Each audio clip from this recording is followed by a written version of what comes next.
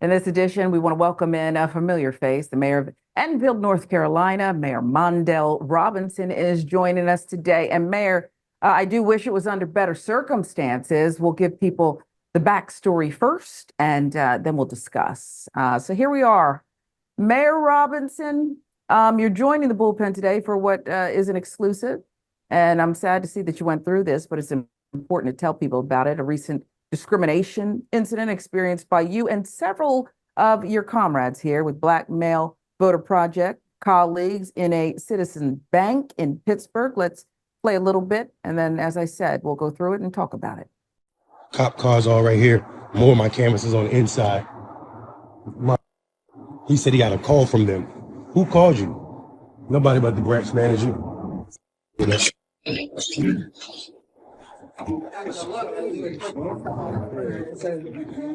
don't even want y'all doing business with this bank. It's not my idea. They said we detained right now. Yeah, we detained. For what?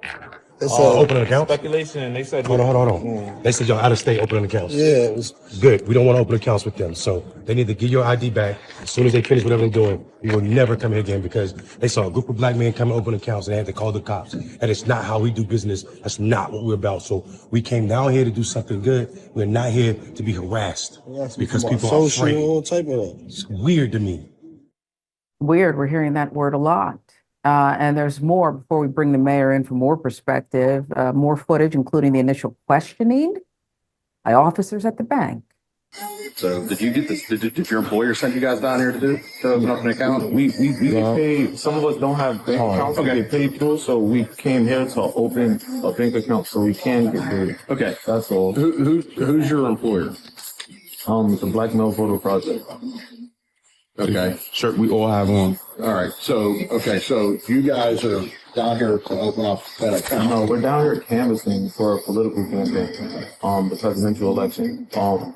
We came here to open accounts, the ones of us that are here, because we don't have accounts, so we can get paid for our work. Okay. So you want to open up accounts here so you can't get paid? No. Yes, sir. Okay. What are you saying? No. No, I'm shaking my head that he got to even explain this. Nah, But it's okay. Go ahead. you're We right. going through this. Okay. Yeah, I'm shaking my head too, Mayor. I'm I'm incensed, and you've not said one word yet. We heard your voice on the video. It's like I go into McDonald's. I'm there to get some French fries. Why even got to explain that to you?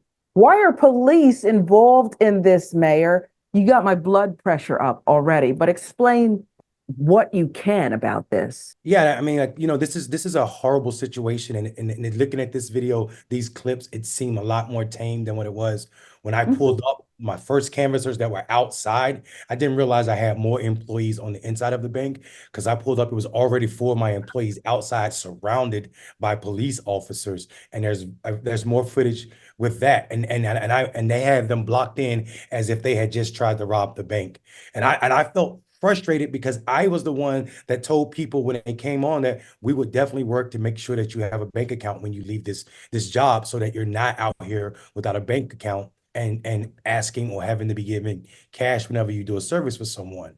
Plus, you need a bank account to survive in this world.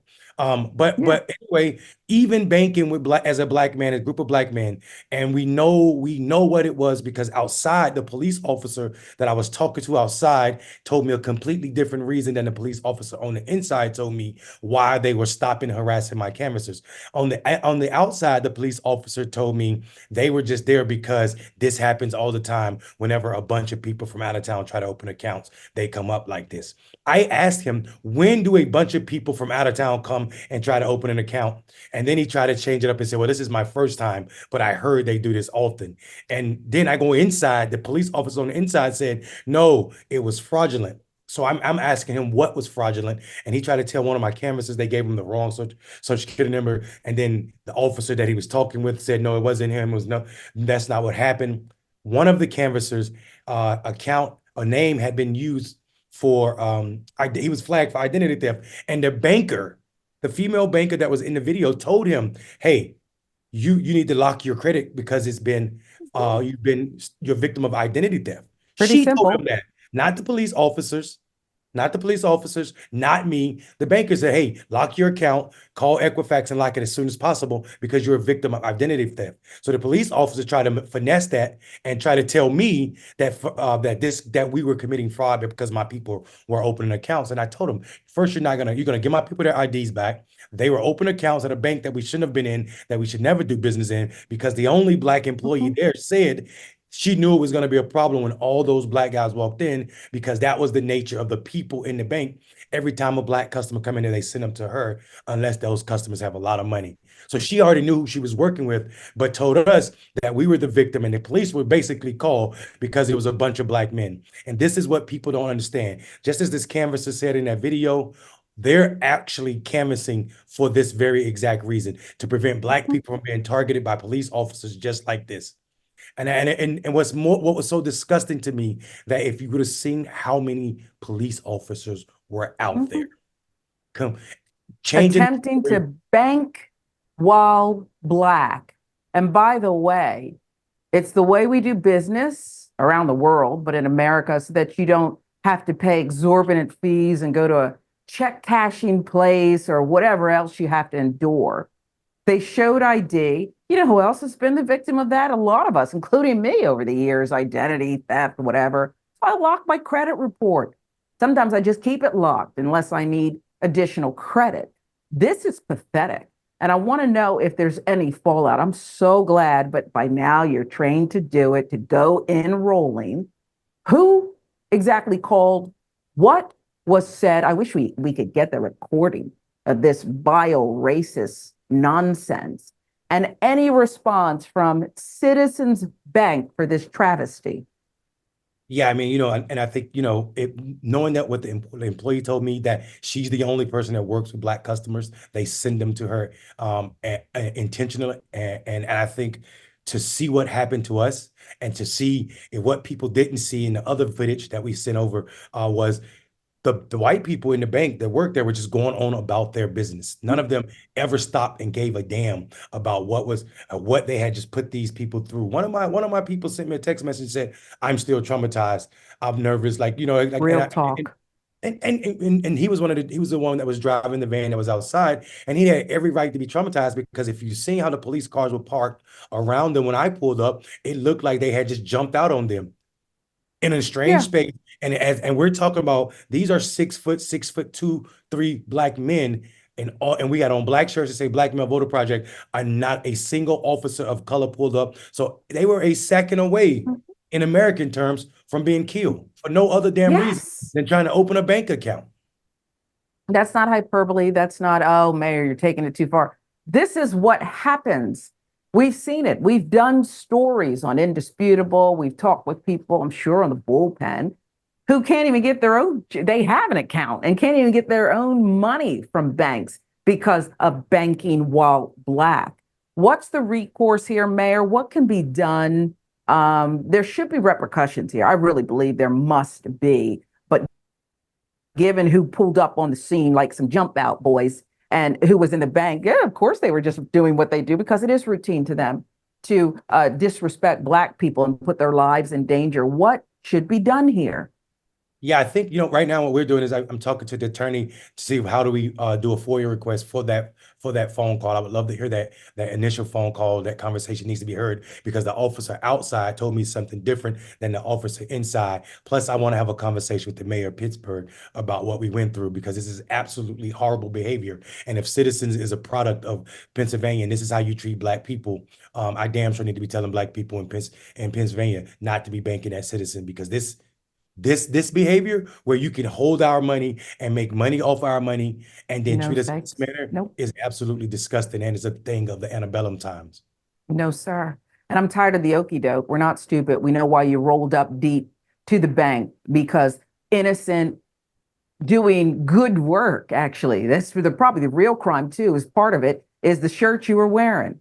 Black male voter, the project to get out the vote and to let Black people know you have a voice. That's a crime in many parts of America, Jim Crow style. And I hope, Mayor, as you request the call from whoever made it to attack these innocent young men who were doing good work. He also requests the body cam footage if they have it, because that don't lie either if they don't destroy it. I want to know exactly about that conversation and the conversation they had with each other. How about that? Love to see that body cam footage and radio traffic too. I'm just so tired of this happening. I knew as I looked at some of this footage preparing for this and having spoken to you several days ago, because you joined us for Indisputable. You were the special guest host, as you often are that day. And right before you were, you're never flustered, but I could sense you were going through something in your mind. It had just happened. So let's talk a little bit about that trauma. Yeah, I think, for me, I just couldn't, I'm thinking these are some of these guys' first time ever out of wherever the Yeah. area they live. Some of them from Alabama, some of them are from New York, some of them are from North Carolina, some of them are from Georgia, some of them are from California. But some of them never been on a bus or plane anywhere beyond school. So to have them all the way in Pittsburgh and be afraid that something could happen to them, I literally, when I got the first text message from the first one of them, I jumped up because of the app they use for work lets me know where their location is. I was able to find them and got straight over there where they were. And I told them, like, this, not on my watch, and I felt strong about that. So I think what you saw when I got on the call, got back to the room, was it was a sigh of relief, but also my insides crying, because one of them damn boys could have got killed on my watch, and I would have never forgiven myself Yeah. for trying to get people out the vote. And Mayor, you said something that it breaks my heart. You said it a couple minutes ago, I believe. You said you felt responsible. Here you have had so many experiences around the world. You've been in the trenches, an activist, doing this great work. And part of you, your heart and soul, is leading and teaching and helping young Black men. And here you had said to them, you're going to have a bank account. It's a rite of passage. It's that you're helping. And you're right. This could have happened, but it breaks my heart that you had to feel responsible internally for something that should have been so routine. They should have been treated with respect and kindness and thank yous. As you said, the bank's going to use our money. It's all wrong. You got it all twisted here. And I'm glad you have the attorney. I'll give you the last word, Mayor, because I just don't understand. Do you want our money or not? Or only on terms where you can treat us like we're 3/5 of a citizen? And I think that 3/5 is the notion. I mean, if we're being honest with how America's history has shown us, here's what bothers me the most. This is the first invitation or the first on-ramp for some of these guys ever doing anything political. Some of them, like I said, didn't even register to vote until they came to work for the company. Now one of their first interactions with voting will be this situation. The racism of America has tainted something as mundane as knocking on doors for Black men. And that to me is bothersome, especially when we know it was followed by a racist incident that they dealt with in Michigan. So I think I'm bothered because I feel like I'm exposing some of my people to the horrors of America and taking them out of protected space where they've been their whole lives and never experienced anything like this, only to say you should be a part of the banking process in this country, only for them to be received with police officers questioning them if their employer sent them down here to open accounts. We're not doing nefarious acts. We're doing work to get rid of officers who think they need to talk to Black men in this patronizing way. And that's what's Yeah, bothering me. show me your slave papers. Why are you I'm in the bank to open an account. Why are you asking me these dumb questions? And I hate the fact that we even have to mention this. They were so respectful and so decent, even as they were being treated horrifically. And the popo showed up for no damn good reason. I hate that it doesn't matter, but they were very respectful. And them surely knew better. And that's just the kind of guys they are. But I am disgusted and heartbroken that these young men who are doing such great work were treated like this, Mayor. Any final thoughts?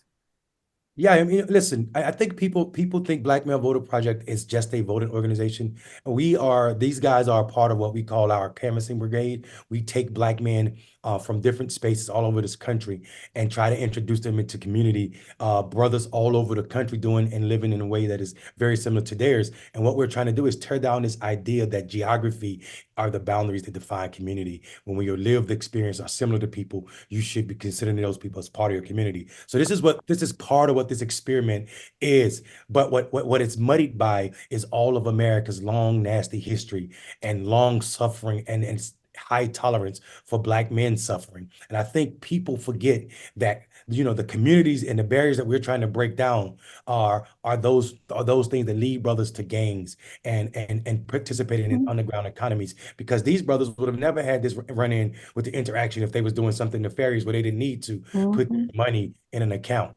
And that's what bothers me. Even when Black men are trying to be upright, it's not enough for America. It's not enough. Safety in numbers and a common shared experience.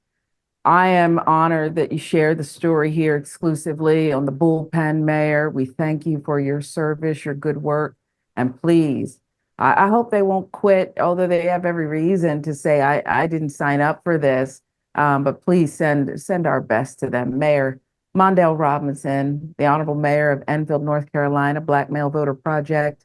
Keep doing that good work. We salute you, sir. We salute you. Thank you.